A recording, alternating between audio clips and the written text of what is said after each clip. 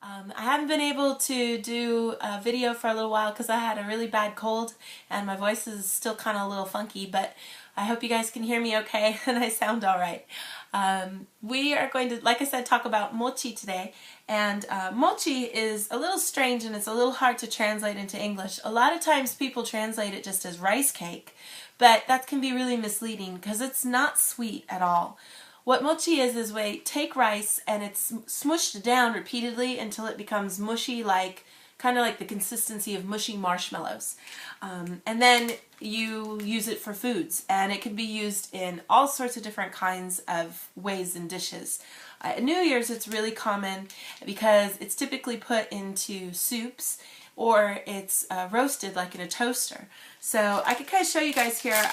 You can buy mochi that's already like individually wrapped or sold, usually in a rectangular shape like this. Now if you look at it, really, to be honest, it looks like a bar of soap, or maybe a really, kind of really thick consistence, kind of like block of cheese, kind of like mozzarella or something, if you will. Or no, more like even like Parmesan. But it has really very little smell. It just smells like rice. And you can't like break it, really, it's too hard. You have to actually put this in soup for like 10 minutes to get it nice and mushy, or you need to toast it in a toaster oven. If you toast it in a toaster oven, it gets nice and fat and kind of brown and crunchy on the outside and really nice and chewy on the inside.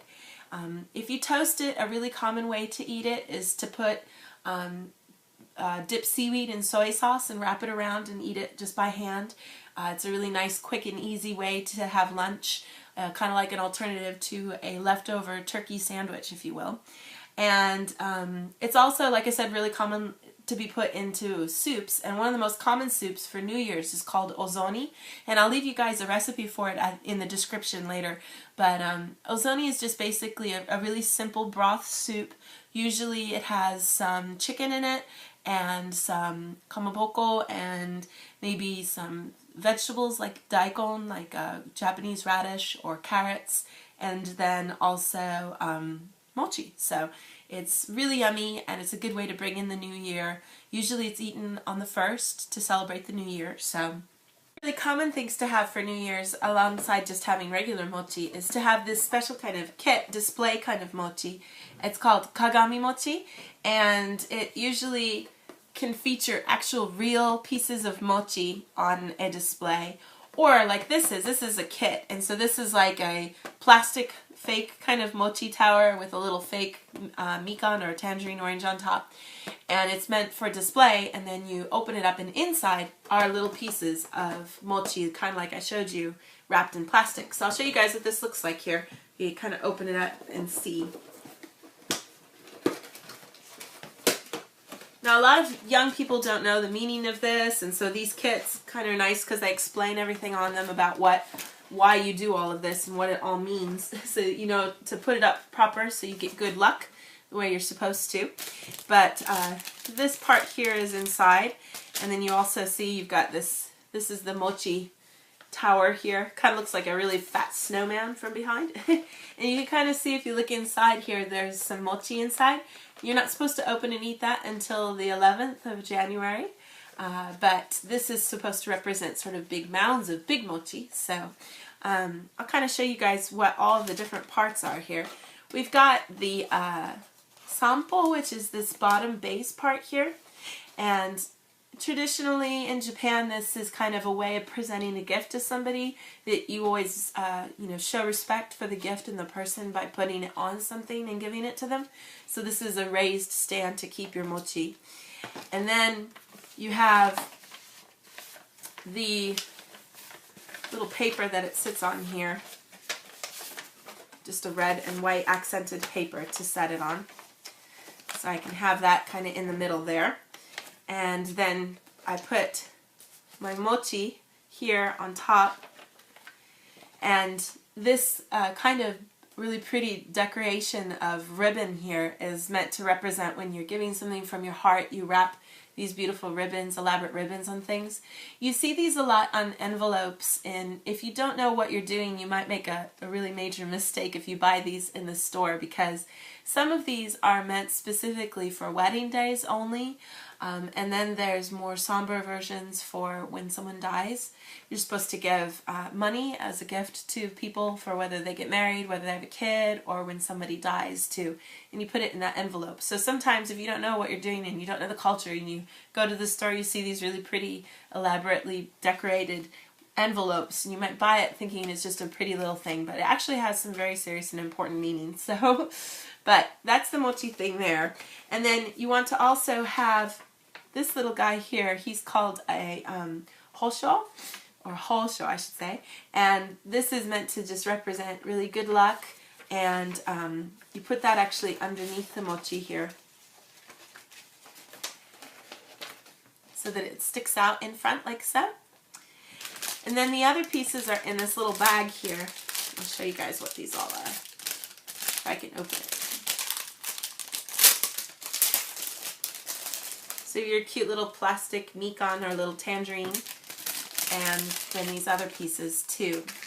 These little red and white pieces are meant to be good luck, and the red is supposed to ward off, evil spirits, so it's good for that. So you've got 2 of these that are meant to be like a decorative accent, and you want to put them actually underneath everything here if you can.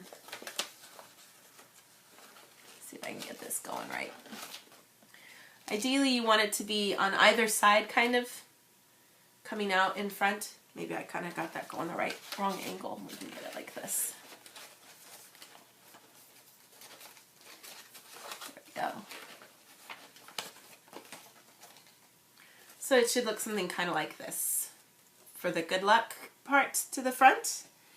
And then the little tangerine or mikan is said to represent, there's a lot of kind of imagery involving being a child and being a parent in Japanese culture. So this is supposed to represent that, mikan or oranges can grow really big on a tree before they fall down. They get really big and really heavy. And so you think of that like a child being strong and growing big and successful, and yet not leaving his family, so not leaving the tree. And then finally at the very end you finally leave and go away. But so that's kind of like being, loyal to your family but still growing strong. So that's kind of what this little guy means. So there's some double-sided tape on here, so you could take that off and then you could stick this on top here, maybe with a little green leaf sticking forward, so that it looks something like this. And then as the very last bit, we have this little part, this little fan kind of here. And this is called a suehiro, and it's meant to kind of bring you long-lasting happiness. So all good things. And it also has some double-sided tape, so I could take that off and stick it to the top of my tangerine to finish off this display. And then ideally what you want to do is there we go. Looks pretty cool, doesn't it? You put that in the front entrance of your home, which is called the genkan, and that's where people take off their shoes and come into your home, so they can see this and know that there's good luck waiting for people in the house. And then, like I said, on the 11th of January, we open it up and eat the mochi inside. So that's the kagami mochi. So yeah, that's the kagami mochi that I wanted to show you guys. But then, in terms of mochi too, it's not just these kinds of normal foods. You can also eat it sweet. I have here a mochi dessert. This is called daifuku, and it's actually an ichigo daifuku. And if you ever get a chance to eat these, they're really tasty. But they have, the outside part is just plain mochi, so it's not sweet at all. If you just eat that part, you'll probably be surprised because there's really not much flavor to it at all. Kind of show you guys. It's got this powder wrapped around it so it doesn't get sticky. Kind of is messy. But that's what it looks like. And this mochi part is really gooey. It gets really sticky. And this, like I said, doesn't have any flavor to it. It's just like rice kind of flavored.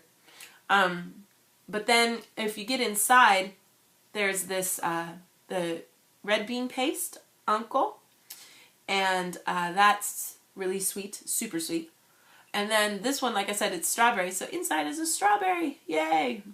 A nice big strawberry. So these are really popular kind of snack. There's also a really yummy ice cream that is like on the outside is daifuku and then inside is ice cream. So really yummy, called yukimi daifuku. So some really tasty different variations of mochi. And that's kind of just wanted to share with you guys today about New Year's in Japan and how important mochi is to our celebrations. So